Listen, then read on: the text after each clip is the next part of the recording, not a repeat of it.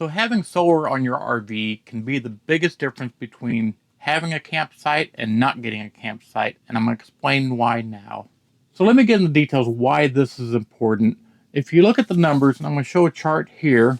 If you look at the numbers of campsites that are in America, there are on an average, roughly 1.2 million campsites out there. So roughly that number of campsites, and this is including state, federal, private, and also if you look at the numbers on the chart, private is the overwhelming winner when it comes to actually having electric at the campsite.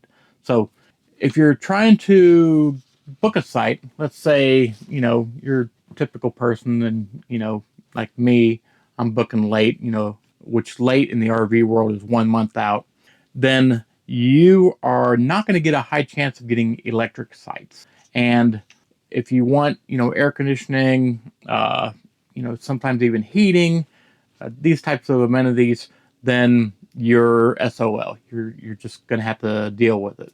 Now, sadly, most of these electric sites, especially in the prime time of the summer, you need to book 6 months or even more advanced to get these sites. And me personally, I don't like booking 6 months in advance for my summer trips, or fall trips or whatever. I just don't like doing it. It's so much advancements of knowing exactly what's going to happen. It's not my preference. I am a 1 month out. I'm going to plan everything out and get my sites picked. And if you have solar on your roof, then you get more options. So again, you look at the chart, you'll see that there are, roughly 550,000, sites out there that have electricity.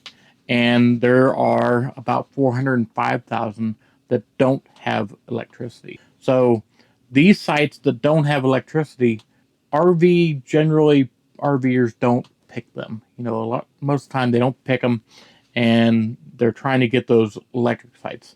And me personally, I like the non-electric sites anyway, because you get more openness. You get you're not as crammed in there like an RV park is. You get more open view. Better scenery. You get a lot of capabilities.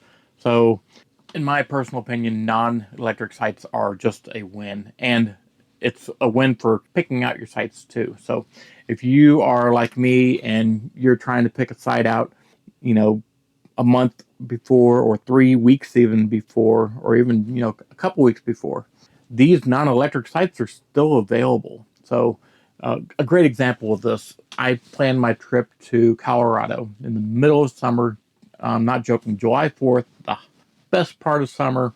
Planned my trip to Colorado, and I planned it out 4 to 3 weeks before I left. Now you're thinking, there's no way you got anything. You just you were SOL.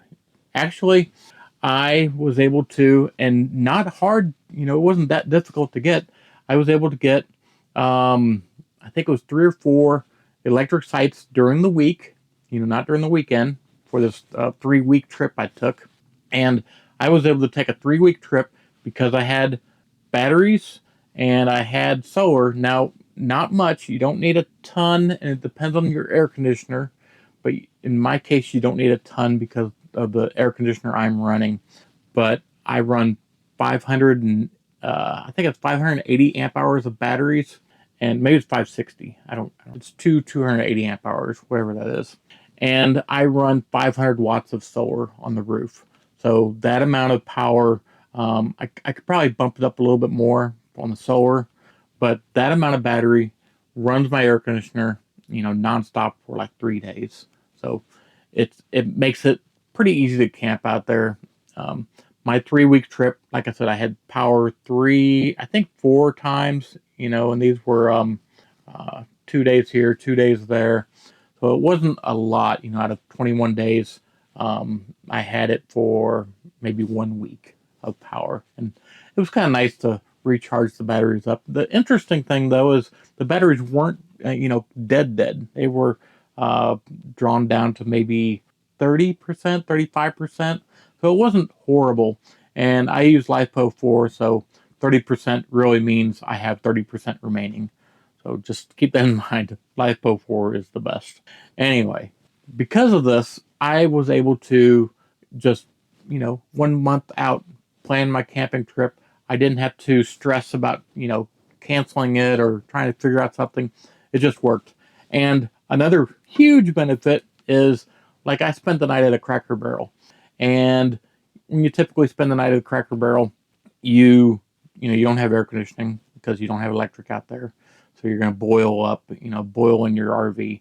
But with two 280 amp hour batteries, I was able to run my air conditioner all night long, and it's quiet. It, didn't bother anybody, and I was able to cool my RV and have a great night's sleep. Wake up the next morning, and go in to the Cracker Barrel, have a nice breakfast. It was a great experience, and camping wise didn't cost me anything but have breakfast in the morning. So I just want to push people towards solar and battery power, and like I said, not big solar, not big battery power. I use a 1200 watt inverter for my system, but I just want to push people towards this because there's so many more opportunities out there than just going to an electric campsite and being packed in like a sardine. You can go out there and enjoy, even a little boondocking. We did a little boondocking out there. It was so enjoyable, and I just really hope that a lot more people, get, some solar, some batteries, a little air conditioner, these options, because if you keep things small, like what I did, then it doesn't cost a lot. And I'll show you right here. This is the air conditioner I used to run all this. And this AC, you're going to be amazed. It runs like 250 watts of power. I know that sounds not real, but it's true. And just watch the video. You'll see, what kind of air conditioner it is and why it only takes that much power. That air conditioner can, cool this 18-foot RV. So anything below 18 foot, that AC will do you just fine. They make a little bit bigger ones too, so you can make them for bigger RVs, but you just got to scale it up from that point. But this air conditioner, it cools 18-foot RV easily. Now, I will say this, my trip was to Colorado, and if I took a trip to Texas, where it's a lot hotter, then if I was going alone, it would have been just fine because my body heat isn't going to heat up the RV as much. But with me, my two girls, my wife, it really heats up the RV. Even Colorado, it heated it up pretty good. So in Texas, this, it might have made it, but it may not have on a 500, to 280 amp hour batteries. It might have made it, but we can't tell for sure. Maybe kick it up to 3 of those batteries and you'll be just fine in Texas. The air conditioner can do it. The AC unit, it could do, an 18-footer, it would still do it. It was not a problem with the output of air conditioning. I just think you might need a little more if you're going down in Texas. Have 3 280 amp hour batteries, maybe have 700 watts on this roof, in the Texas, Florida area for the summertime. So I just want to put that out there. There's ways to get these great campsites, and don't think you have to book, way in advance unless you don't have solar. Then sadly, if you want air conditioning, you do have to book way in advance. But if you have solar and that solar is enough to run that AC and everything is small, scaled down, then like me, I booked, 3 weeks out, and I was able to book a 21-day trip out to Colorado.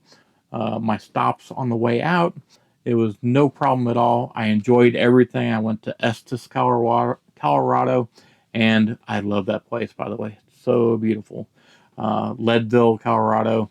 I went to a couple spots in between, and I went to the Sand Dunes National Park in Colorado, the Garden of the Gods. So it was a really good roundabout trip.